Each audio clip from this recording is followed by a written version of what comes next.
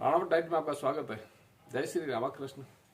आज आपको बता रहा हूँ, कुछ लोग होते हैं तेज स्वभाव वाले, तेज मिर्च की तरह लगने वाले। उनकी जो आतुर होते हैं, उनका स्वभाव गर्म मिजाज होता है और उन्हें आत्महत्या के विचार आते हैं, घर में रहने के विचार होते हैं। इस प्रकार का व्यक्तित्व भी देखने को मिलता है। ये व्यक्तित्व एक पर्सनालिटी होती है जिसको होम्योपैथिक में लाक्षणिक आधार पे दवाएं दी जाती है। ऐसे लोगों के लिए कौन सी दवाएं उपयुक्त रहेगी, ये एक होम्योपैथिक डॉक्टर निर्धारण करता है कि इस प्रकार के जो लोग हैं उन लोगों में किस प्रकार से दवाएं चयन करनी है, तो उसके लिए लक्षणों को मिलाया जाएगा।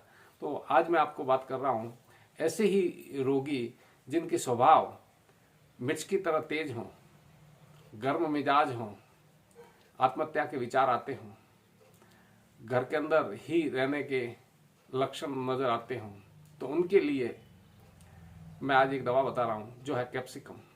ये सब जानने से पहले अगर आप मेरे चैनल पर नए हैं, चैनल सब्सक्राइब करें, वीडियो लाइक करें, अधिक से अधिक शेयर करें। मैं डॉक्टर अविनाश सिंह राणावत, साइकोलॉजिस्ट और डाइटिशियन। आज आपको बता रहा हूं लाल मिर्च जिसको बोलते हैं, उसकी होम्योपैथिक में दवाई बनती है कैप्सिकम। उस कैप्सिकम के बारे में आज आपको बता रहा हूँ, उसमें क्या क्या लक्षण हैं दवाइयों के और किस प्रकार के लोगों के लिए उपयोगी है। होम्योपैथिक की पोटेंसियाँ होती है, पोटेंसियों के आधार पर ली जाती है। पर आज मैं आपको इसमें बता रहा हूँ कि इनके लक्षण क्या है, किनको उपयोग करनी है और कितनी पोटेंसी लेनी है।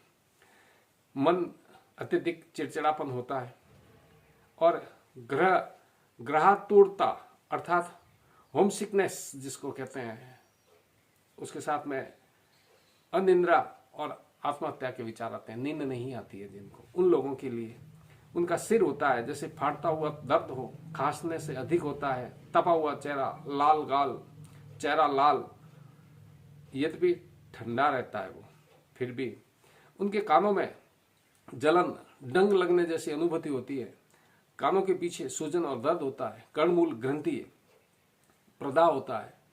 संगा स्थित ऊपर बुखन में दुखन, अत्यधिक दर्द, नाक में स्पत कातर और कान स्राव जो बहता है। कर्णमूल ग्रंथि रोग होता है जिसमें भी पीप आना आरंभ न हुई हो, ऐसे भी होते हैं। कंठ उनके उच्च ताप की अनुभूति होती है और उन्हें अर्धजीर्ण प्रदाह होता है। अत्यधिक पीड़ा होती है। धूम्रपान एवं मदिरापान करने में व्यक्तियों के कंठदाह होते हैं। गले में के अंदर चपचपाहट, सिकुड़न, जलन के साथ सिकुड़न की क्रिया होती है। मुख में, होठों पर विसर्प, मुलार की एक दो बूंद लगाने के लिए बताया जाता है। मुख शोध होता है। मुंह से भारी बदबू आती है, सहन नहीं होता उनको।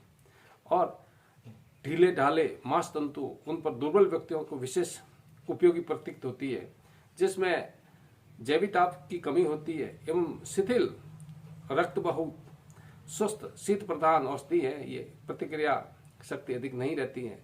ऐसे व्यक्ति मोटे, अकर्मण्य रहते हैं।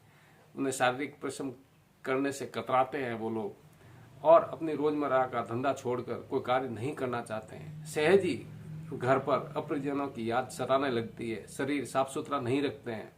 पुराने पियक्कड़ जिन्होंने शराब पीनी छोड़ दी हो, ये इस प्रकार से लोगों में दिक्कत होती है। फलस्वरूप सिकुड़न अनुभूति पैदा करती है और जलन के साथ होने वाले दर्द, सर्वांग शरीर शीत प्रकोप होता है। वयोवृद्ध लोग जिन्हें विशेष रूप से अत्यधिक मानसिक परिश्रम करना था गरीबी के कारण, जैसे शक्ति नष्ट कर दी गई हो, मंद दृष्टि प्रतीत होती हो, प्रतिक्रिया प्रदर्शित नहीं कर पाते हैं। हवा में हल्के से झोंके, आतंक, प्रदाह, प्रत्येक अवस्था में पीप बनने की भारी झुकाव होता है। पियक्कड़ों की अवसन्नता तथा मंद पाचन, पेशीशूल और पेशियों में मंद दर्द और झटके महसूस होते हैं। अगर इस प्रकार से उन्हें किसी व्यक्ति को दर्द है तो उनके लिए जो मलमूत्र हैं उनका भी वर्णन किया गया है इसके अंदर कि मल जो होता है वो जलन और कुथन, मल त्याग के समय कमर में खिंचाव और दर्द होता है। मल त्याग के बाद प्यास, साथ में कंपकपी होती है। खूनी बवासीर भी हो सकता है उन लोगों को, मल द्वार में दुखन हो, मल त्याग में दौरान दंशज पीड़ा महसूस होती हो, उनके लिए ये कैप्सिकम बहुत बढ़िया काम की है। मूत्र बार बार आता हो, बहुधा निष्फल इच्छा है, छिद्र में जलन हो, पहले बूंद बूंद करके निकलता है, फिर बटी हुई धार में आता है, मूत्राशय ग्रीवा में उद्देश्यकारी खिंचाव और छेद बंद हो जाता है, ये दिक्कत होती है। पुरुषों में ठंडक के साथ नपुंसकता होती है और वृषण सिकुड़े हुए वृषणों में संज्ञाहीनता के साथ कोमलता और शीघ्रता, सुजाग साथ ही काड़ी, अत्यधिक जलन होती है। तो इस प्रकार में स्त्रियों में भी ये देखा गया कि रजोनिवृत्ति काल व्याधियों के साथ में जीभ नोक में जलन होती है, उसमें जरायु में भी मिल के आसपास में रक्तस्राव हो सकता है, उन्हें टिम्ब प्रदेश में बर्छी से काटने जैसा दर्द होता है। तो श्वसन संस्थान में भी अगर देखा जाए तो वृक्ष सिकुड़े हुए होते हैं, देती है खराश से, और उनमें दर्द स्पर्श करने में अधिक सूखी तंग करने वाली खांसी होती है, जिनके फेफड़ों में भारी दुर्गंध युक्त श्वास आता है। तो उन लोगों में फेफड़ों में सड़ाव की आशंका होती है, खांसते समय दूसरे अंगों में पीड़ा, मूत्राशय, टांगे, कान आदि में दर्द होता हो, तो उसके लिए ये जो कैप्सिकम है दवा बहुत काम अच्छी करती है। और कैप्सिकम होम्योपैथिक दवाई है, ये दवाई आपको होम्योपैथिक स्टोर से मिलेगी। इनमें 3x 6x इस प्रकार से लिखा हुआ होता है, अर्थात ये पोटेंसी होती है, इस पोटेंसी के आधार पर ली जाती है। तो सबसे बढ़िया है 3x जो मानी जाती है, 3x मानी जाती है, वो दवाई बढ़िया होती है। होम्योपैथिक दवाई लेने में बहुत सावधानी रखनी पड़ती है। आपको तीव्र गंध वाली कोई भी चीज़ें उससे दवाओं से दूर रखनी पड़ती है।